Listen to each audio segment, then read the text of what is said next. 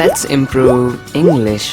अगर आप सिर्फ सेंटेंसेस का ट्रांसलेशन देखना चाहते हैं तो ये वीडियो आपके लिए नहीं है, लेकिन अगर आप ट्रांसलेशन को अच्छे से समझना चाहते हैं तो इस वीडियो को एंड तक देखिएगा। आपको काफ़ी कुछ इस वीडियो से सीखने के लिए मिलने वाला है।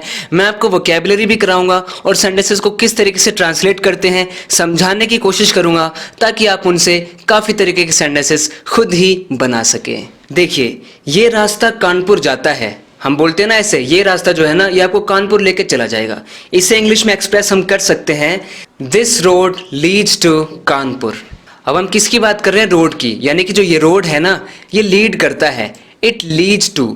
किसी को कहीं पर लीड करने का मतलब होता है किसी को कहीं पर लेकर जाना। यहाँ पर ये रोड लेकर जा रहा है कानपुर तक। यहाँ पर कानपुर आया है और देखिए कानपुर में के एक कैपिटल लेटर है, क्योंकि जब भी हम किसी प्लेस का नाम लेते हैं ना तो इस तरीके से पहला लेटर कैपिटल में आता है।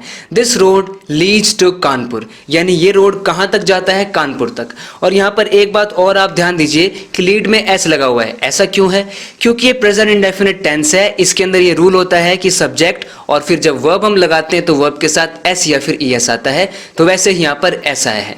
दिस रोड लीड्स टू, यानी ये रोड हमें लीड करता है कानपुर तक।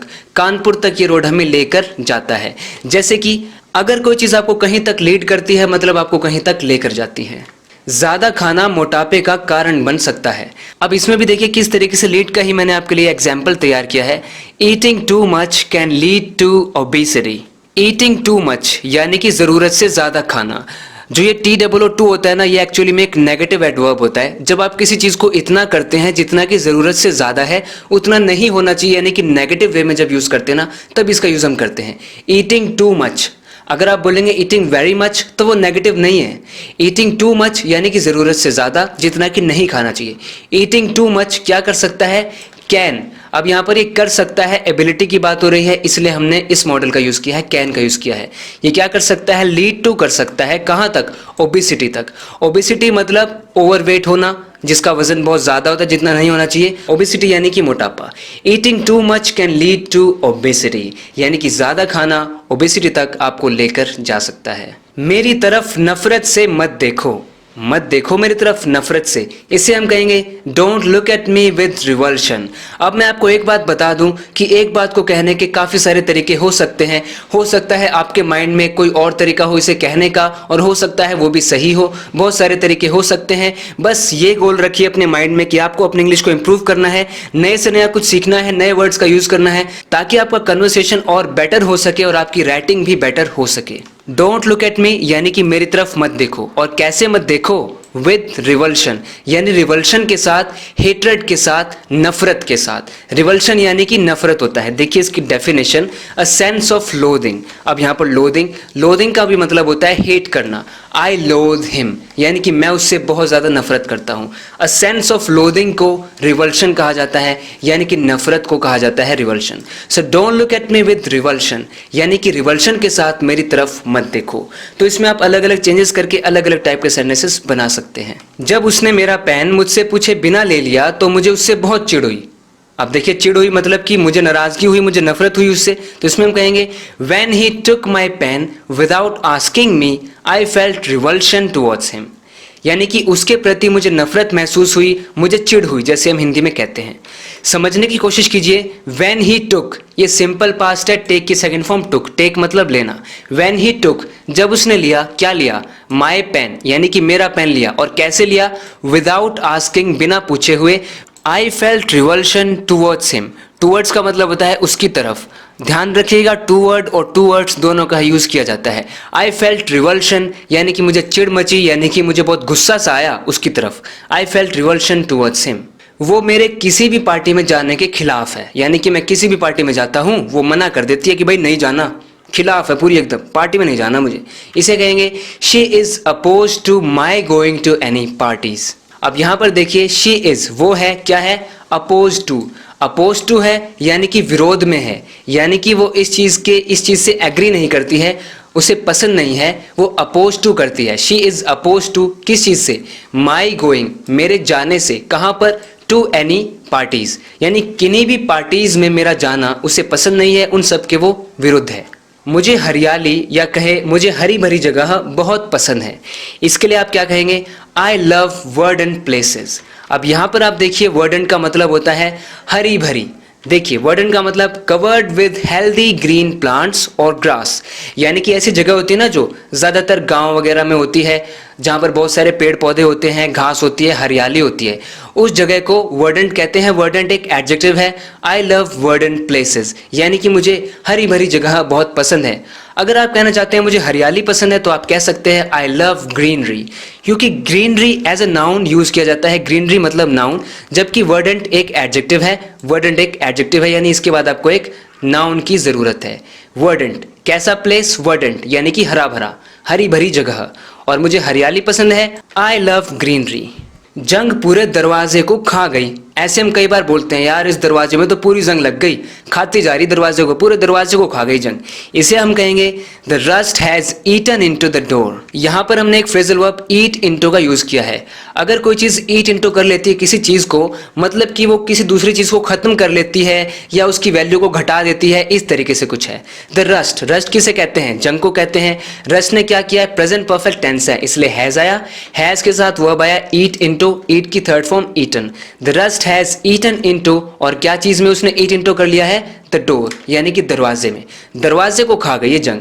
The rust has eaten into the door. देखिए एक और एग्जांपल मुझे आपको देने दीजिए। टिकटॉक लोगों का सारा टाइम खा जाता था। अब इसमें भी ऐसे ही हो रहा है ना, ईट इनटू हो रहा है। इसमें हम कहेंगे TikTok used to eat into people's time. अब यहाँ पर ईट इनटू है, क्योंकि ईट इनटू का मतलब होता है खत्म कर देना, नष्ट कर देना।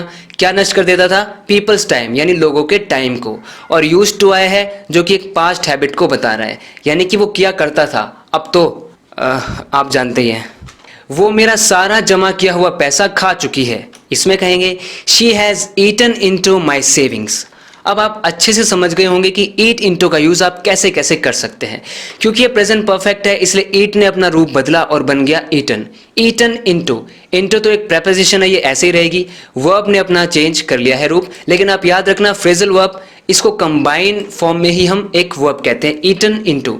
ईट इनटू पूरा ही एक वर्ब है जिसे हम फ्रेजल वर्ब कहते हैं। शी हैज ईटन इनटू, और किस चीज में ईट इनटू कर लिया उसने?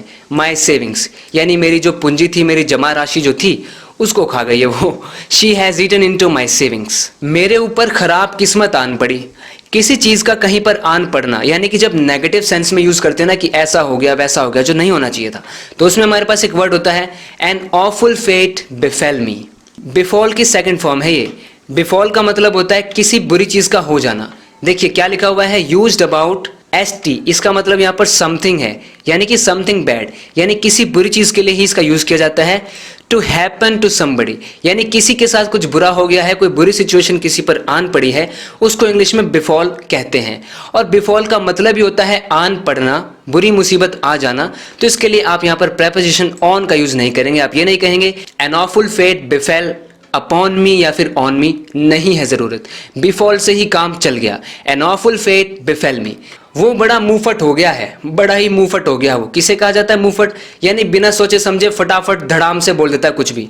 हो सकता है सच बोल रहा है, झूठ बोल रहा हो, पर सोचता नहीं है बोलने से पहले, एकदम बोल देता है। He has become too outspoken. अभी मैंने आपको बताया था ना कि टू नेगेटिव सेंस में यूज होता है, वो आउटस्पोकन है। और कैसा आउटस्पोकन? टू आउटस्पोकन, यानी इतना आउटस्पोकन है जितना कि उसे नहीं होना चाहिए, यानी वो कुछ भी बोल देता है, खुल्लम खुल्ला शर्माता नहीं है। ही हैज बिकम, ये भी प्रेजेंट परफेक्ट है, वो हो गया है। और बिकम की थर्ड फॉर्म भी किस्मत से बिकम ही होती है।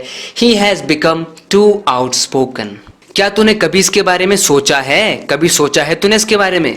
Have you ever thought about this? ये भी प्रेजेंट परफेक्ट ही है, इंटेरोगेटिव सेंटेंस है। Have you ever thought about this? क्या तूने कभी भी इसके बारे में सोचा है? जो हुआ उसके लिए तुम खुद जिम्मेदार हो। अब कोई भाई रो रहा है बैठ के कि ऐसा हो गया वैसा हो गया, हम उसे कह रहे हैं अरे क्यों रो रहा है बैठ के? अब जो हुआ उसके लिए खुद जिम्मेदार हो, खुद पहले क्यों नहीं सोचा? चलो उस बात को छोड़िए, इसकी इंग्लिश देखिए। You are to blame for what happen to you. यहां पर देखिए यू आर टू ब्लेम, यानी तुम पर ही ब्लेम किया जाना चाहिए। You are to blame, you are to blame, यानी तुम पर ही ब्लेम किया जाना चाहिए। किस चीज के लिए? फॉर व्हाट, उस चीज के लिए। हैपन टू यू, जो तुम्हारे साथ हुआ है।